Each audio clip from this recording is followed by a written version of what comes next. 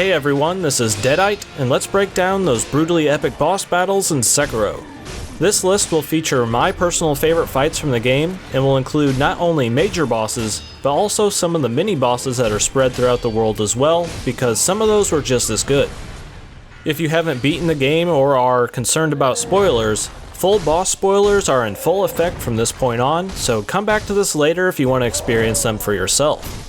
The following 10 boss battles are my picks for the most memorable duels in Sekiro Shadows Die Twice. Let's get to it.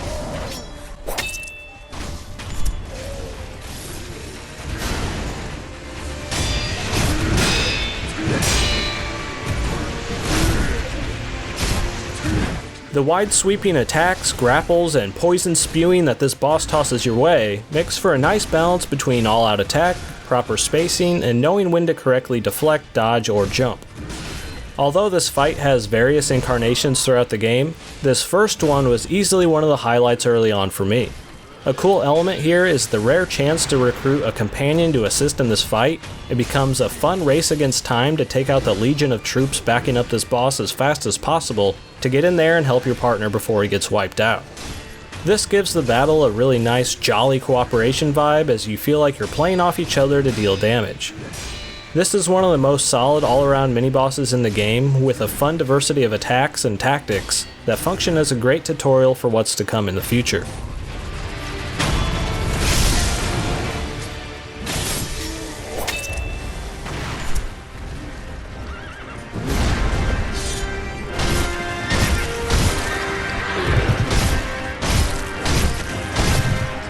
Prior to this point in the game, if it's your first playthrough, most of the battles feel very face-to-face, grounded, and slightly more methodical. This being the first major boss of the game really sets the pace for how the rest of the game's combat is actually supposed to be tackled, teaching players to not just click the lock-on button and spam block from time to time stationary on the ground. You have to start thinking about battles in all three dimensions now, employing jumping, dodging, deflecting, and using your grappling hook at a moment's notice. This fight says, do you have the basics down? And this is what to expect from bosses going forward. If you hadn't already noticed up till this point that your sideways dodge roll from your soul's muscle memory wasn't the key to victory, right around this battle is when you really start to realize how mandatory jumping and mobility are in Sekiro.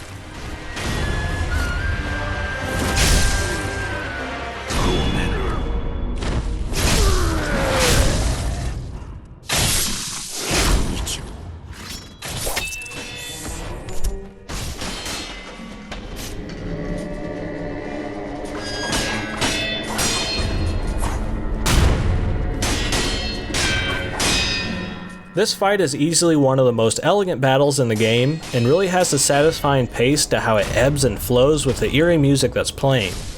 Orin's attack patterns are carefully designed with what should and should not connect with you, which makes it feel like you're always narrowly avoiding her attacks or defending against an overwhelming barrage. This fight really pulled off the feeling of battling a spirit hanging in limbo, as her ethereal dancing combat style makes her feel both unpredictable and rhythmic at the same time.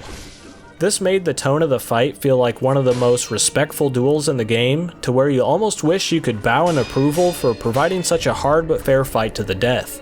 Enjoy the afterlife, Orin.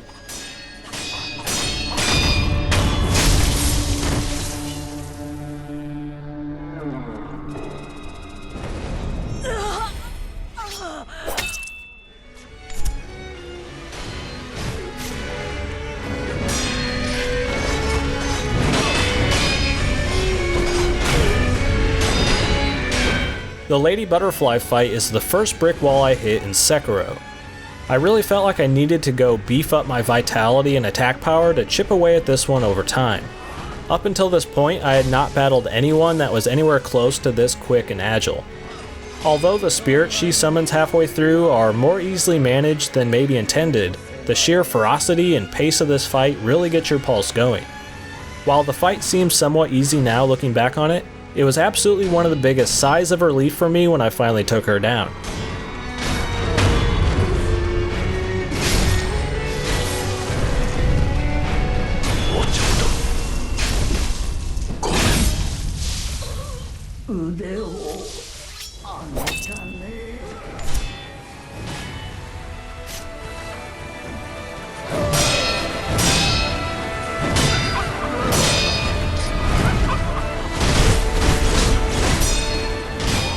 The Corrupted Monk welcomes you into the final area of the game. Now, who doesn't love when a new region starts with a boss battle? This fight reminds me of the Artorias of the Abyss DLC for Dark Souls that kicks off immediately with a brutal Sanctuary Guardian fight and says, "Hey, do you want to explore this new area? Prove it." Although the middle phase of this fight is over in seconds if you know what to do, the overall battle is a great way to kick off the last region and get your reflexes in check beforehand.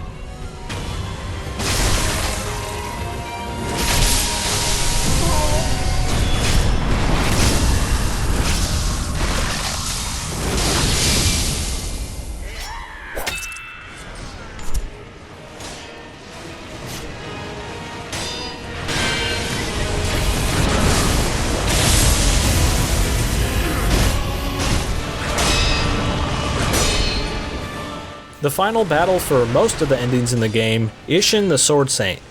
There is an alternate version of this fight according to the choices you make in the story, and it was a very tough decision on which battle with ISSHIN I wanted to include, but for me, this one barely edges it out for being far more elaborate and overall more demanding. Honestly, this battle might have played into my weaknesses somewhat by adhering more to the paper, rock, scissors style of combat here in Sekiro, which is, if you choose the wrong defensive input for an oncoming attack, you'll often get hit by some very, let's say, generous enemy attacks.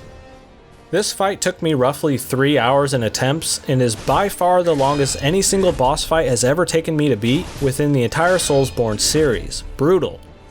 It really felt like the ultimate skill check test for the combat system in Sekiro, and it's hard to deny the satisfaction of overcoming such a hurdle and taking down a 4-phase final boss fight in a new From Software game.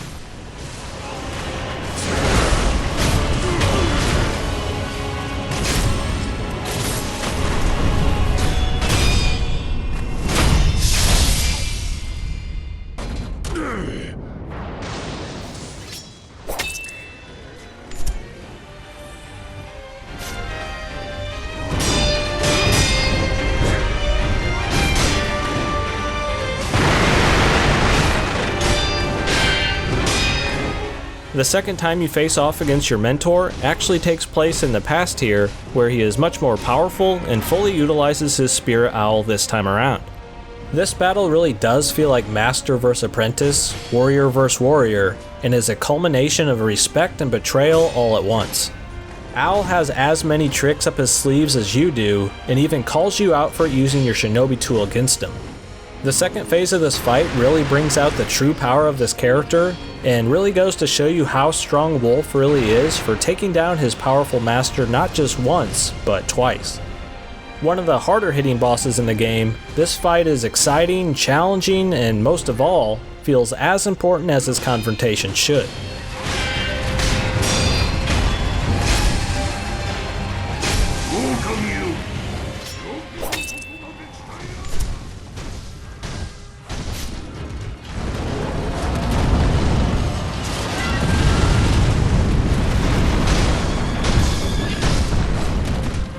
Although he looks and acts just like an unused Bloodborne boss, the Demon of Hatred functions as a great optional hidden boss to test your skills. The spectacle of the fire-based attacks and dramatic flair of encircling you in a ring of fire really made it feel like you're fighting a demon abomination juxtaposed against everything else you fight in the game.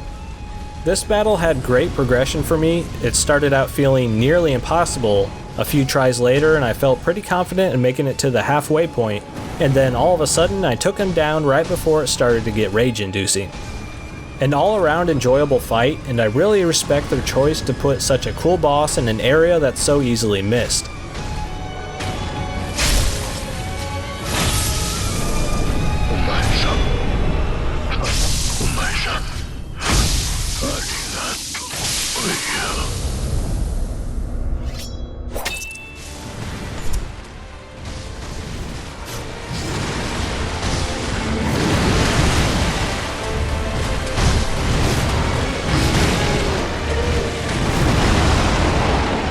The Guardian Ape. Oh man, how I love the Guardian Ape fight.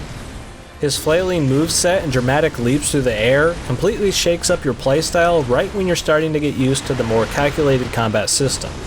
Although I really enjoyed the setting and detailed animation that was put into this boss, It was really the finale of this battle that made it my favorite part of the entire game. That brief moment in time when I thought I beat the guardian ape and that wave of satisfaction washed over me as I kindly removed his head from his shoulders, I then got up from my couch to go stop recording on my capture card and... wait, what's that sound? He's getting back up.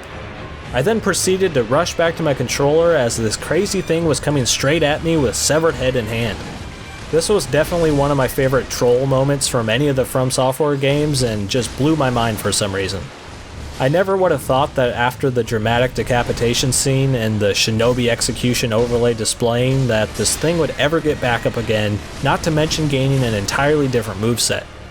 Although you do take on a duo version of this boss later, it was definitely this awesome revelation moment that will now forever have me doubting if a boss is actually dead, no matter how extreme the finishing animation is. This encounter will definitely be one of my most cherished gaming moments of 2019.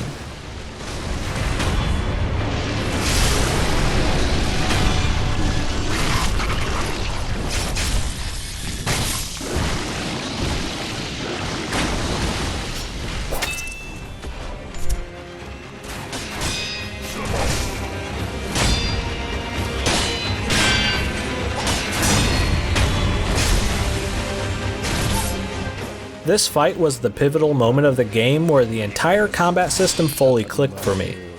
I finally completely understood what From Software is trying to accomplish with every design decision they changed from their tried and true mechanics from previous titles.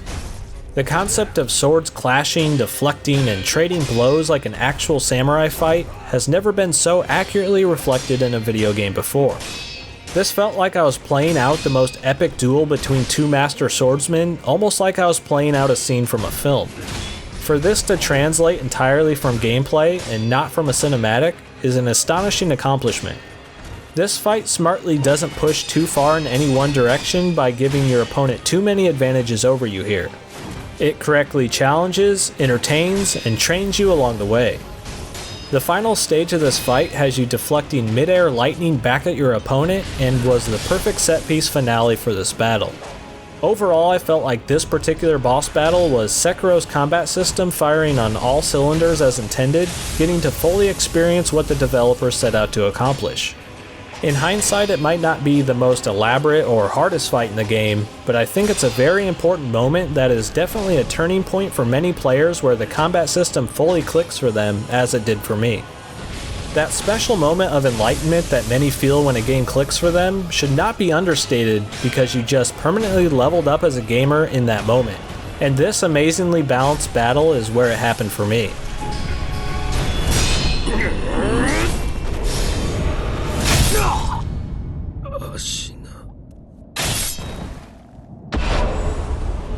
And that wraps up what I felt were the strongest 10 boss fights in the game, but I do have a few honorable mentions I want to shout out here. This honestly caught me completely off guard by hiding this undead bull in a very odd corner of the last area of the game. This really goes to show that you can never really let your guard down while exploring in these games. I like it. Also, the fight with Snake Eyes that feels exactly like someone plunked down a Bloodborne PvP character with a rifle spear, you know, minus the lag. And a few quick dishonorable mentions. Congrats to the Mist Noble for retroactively making Pinwheel from Dark Souls 1 look like an absolute brute by comparison. And lastly, what the heck were those underwater headless fights? So random. I was definitely not expecting underwater combat here. I really want to know what you guys thought were the best boss battles in Sekiro, and what was the standout moment of the game for you. If you like this style of content that showcases interesting details in game mechanics and systems, consider subscribing for more and checking out my Patreon page that helps to make all this possible, while also allowing me to give more back to you. A special thanks to Activision for providing a copy of Sekiro to the channel, and as always, this has been Deadite from Boomstick Gaming, and thanks for watching.